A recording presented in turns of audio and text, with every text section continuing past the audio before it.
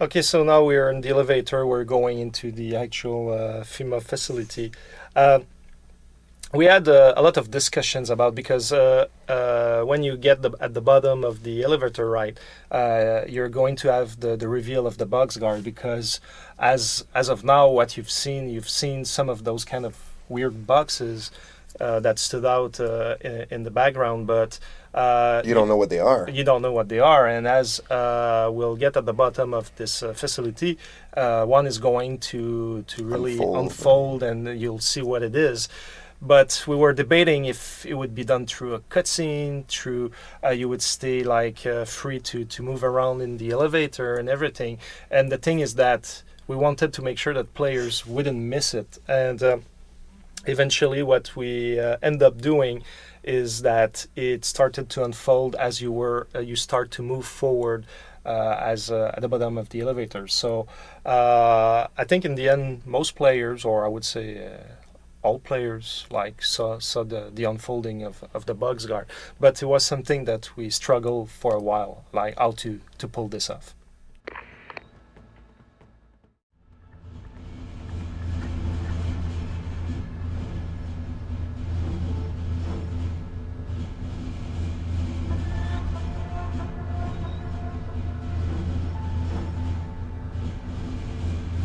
Richard, patch me to Sarif.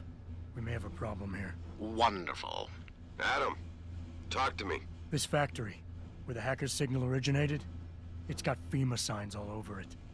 I think it's some kind of internment camp. FEMA? That's impossible. Half of our contracts are government issue. I know, but the soldiers who attacked us are here.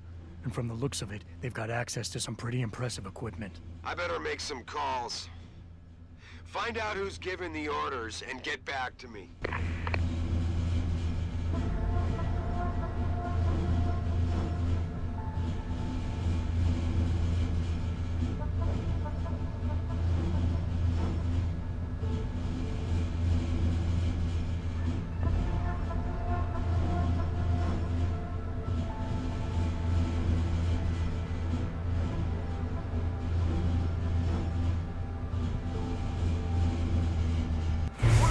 Yeah, I'm not waiting for that ring knocker to get back here. Brooklyn, trust me, my way is faster. See, why carry him when they can walk? Right. So why is he not walking out of here? Hang on, hang on. Gotta be one of these buttons.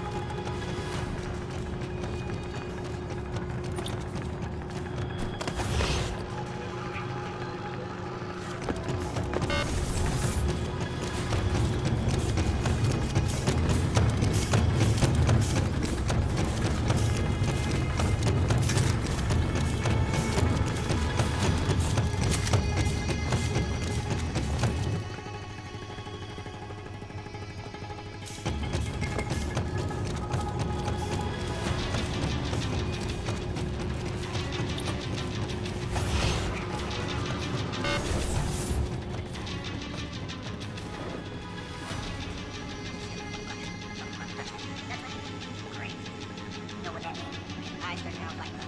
And this won't work out, is it? Yeah. What about those things? Yeah, since time before, huh? Nope.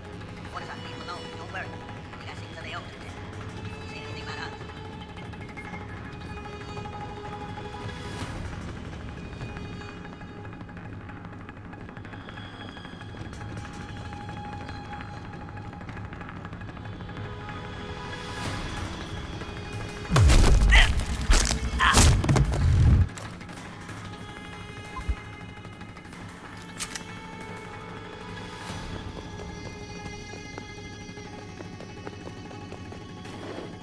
Listen up. Operations here are over. That means gather all your toys and diapers, kiddies, because we are evacuating. Evacuating this dump right now. On your way out, you may cross paths with FEMA personnel who need you to get their barracks back. Leave them the fuck alone. Some of us may have to deal with them again one of these days. You never know. In the meantime, make it quick and do it quiet, and we'll all meet up again in Shangri-La. Got it?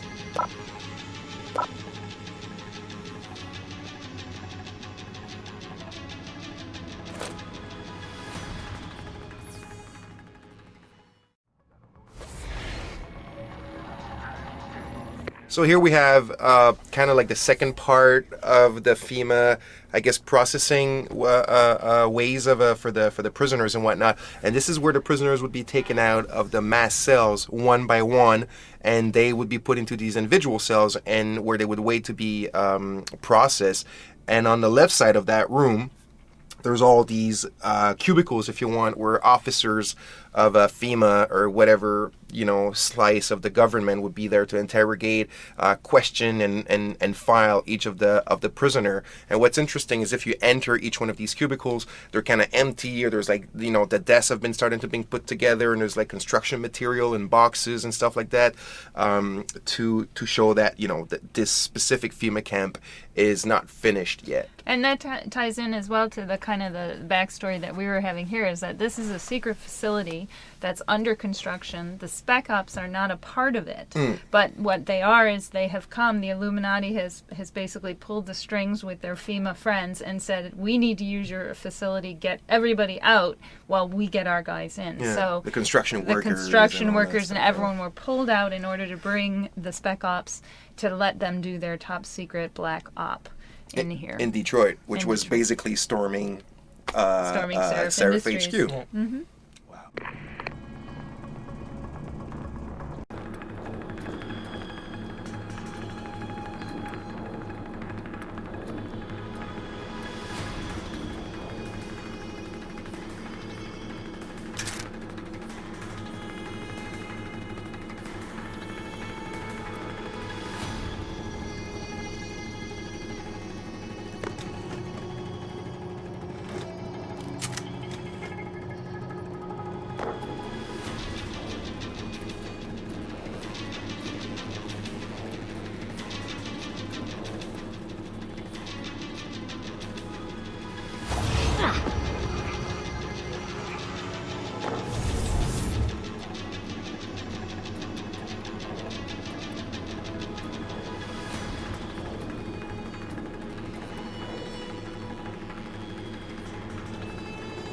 I've got a possible visual.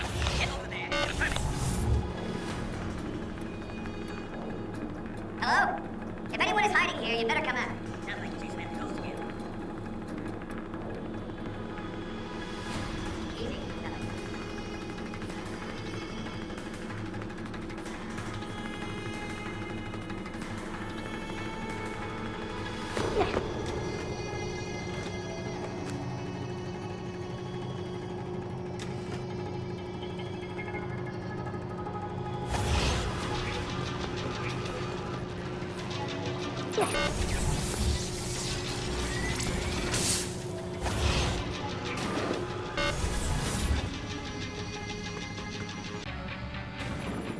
Jensen, that frequency we tracked just got a burst of activity. I think these guys might be pulling out. Yeah, I've kind of been getting that feeling. Any idea who's running the show? They're using some kind of code. But from what I can gather, the guy giving the orders is still a level below you. Nice job, Richard. I'll find him.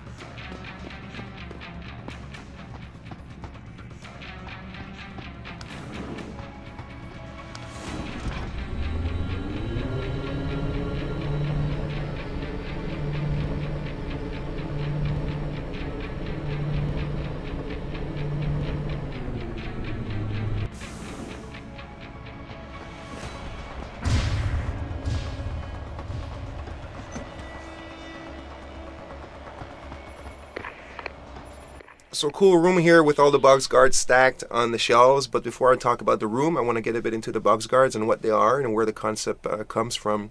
So we knew that we would have a robot. Well, different classes of robots, just like in the first Deus Ex, and robots that probably serve somewhat the same purposes as in Deus Ex 1. The box guard would be our biggest one. Yep. Wasn't named Box Guard at the beginning, but we knew we wanted a walker and all that kind of stuff. And concept artist Thierry Doison, or Baron Thierry, he's the kind of guy, he comes from industrial design, and so he really thinks his concept through, which is what, concept art should be. Yeah. And he figured out, we've designed a world where there's a lot of mercenaries, there's a lot of private wars, these themes are really They're going through the world in different places. Exactly. So these are really present themes in the game. So he figured, there's probably a lot of independent weapons manufacturers, and they don't just sell to countries, they sell to all sorts of private armies and like Blackwater and all that kind of stuff. So he said, hey, this robot that probably a lot of people buy, instead of coming in, disassembled in different boxes or even assembled in one big box, it's like its own box. It comes folded in, and then you receive it. You receive your shipment, one box guide, 2, 3, a dozen, whatever you ordered. And then there's like a password. Is it your retina? Is it your fingerprint? And you enter it on the box guard, on the box itself, and it just kind of unfolds, and that was really cool. What is cool about that too is that the fact that originally we were thinking about our biggest robot as a walker, like kind of RoboCop style. Like two-legged. Exactly. Two-legged, yeah. Two-legged. And when Baron Thierry came up with that idea, we were all psyched, like it was all fresh and new and something totally different. And we just fully embraced it, and we couldn't wait for the real Box Guard coming to life. Coming to life, and it's been the actual concept, the idea is Baron Thierry, and then it was kind of like upgraded by Jim Murray, the final design. Yes. The final design was, but it was a collaboration. It was a collaboration and stuff like that. Yeah. So the room itself that we're seeing here, the idea that now that from the first room of the FEMA camp, that these boxes transform into robots, the idea was a bit to instill fear into the players. Seeing, will they open? Are they going to transform, open, and stuff like that? So hopefully, we generated a bit of fear in the players through this. And if not, it still remains a cool room. It's a nice room. Yeah, so and atmospherically. You know what I think about every time I see it? How expensive that room must be, because if you think technologically speaking, these box guards they got to be, I don't know, maybe like $50 million a piece or something. $1,000. So there's at least a few grand in that room. Yeah.